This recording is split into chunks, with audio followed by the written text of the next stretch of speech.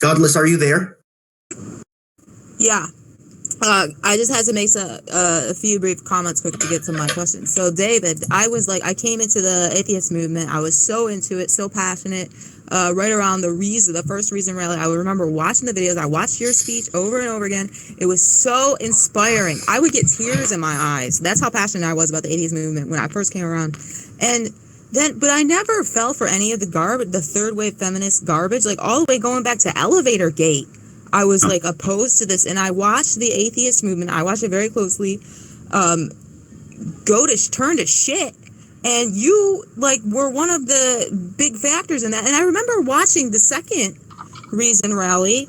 I had planned to go and didn't end up going, but I was watching from your speech from the live stream, and I was like, oh my God, I'm so glad I didn't go.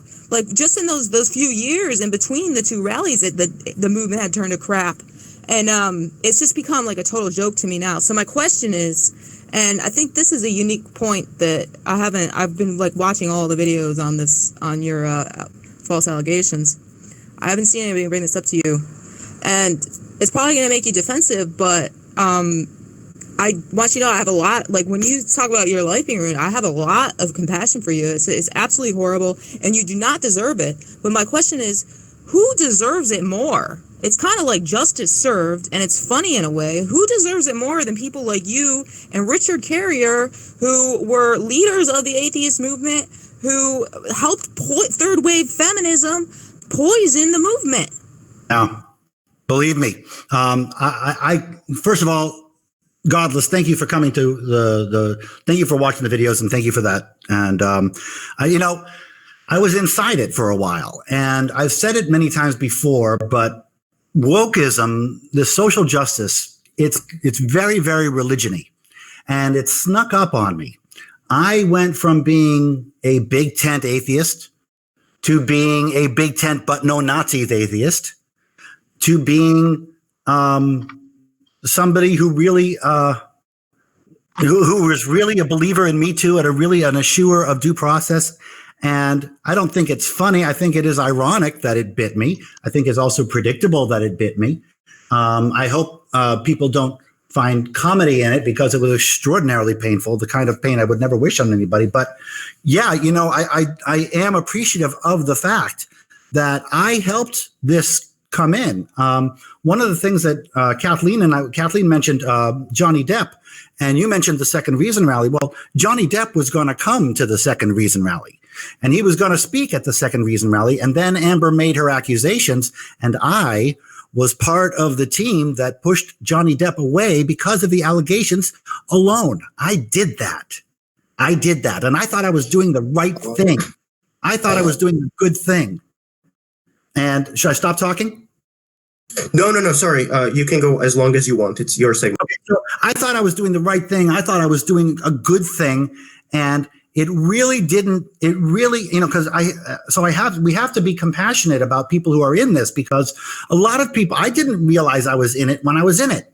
And I didn't realize I was in it really until after I pushed out, after the whole thing exploded, and after I went through this, I actually felt, ownership of the crime of doing what I had done.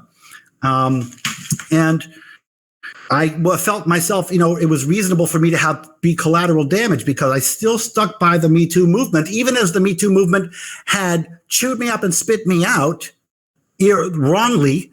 And I still stuck by them. And somebody once said to me, my good friend Andrew once said to me, that it was like, that I was like a raped choir boy who still defended the church.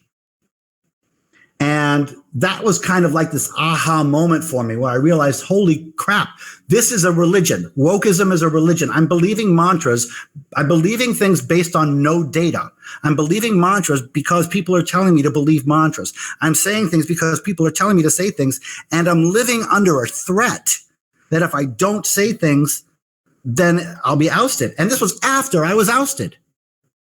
And so my answer to you, Godless, is that the fact that I was in it puts me in touch with the fact that there are millions and millions of people who are in it right now who think they're doing good. just like the Islamic terrorists walking down the streets of Paris, shooting children, just like the Muslims flying the planes into the World Trade Center. They think they're doing good when they're destroying lives, and that, you know, it's something that we really need to have compassion for, because this stuff is insidious and it's threatening and it's scary. And, you know, I was in it for a while, and I was in it even after it chewed me and spit me out. I'm glad to be out of it now. But yeah, I get the irony, and I feel bad for every piece of that I had to do with it. Thank you so much, David. Once again, reminder for both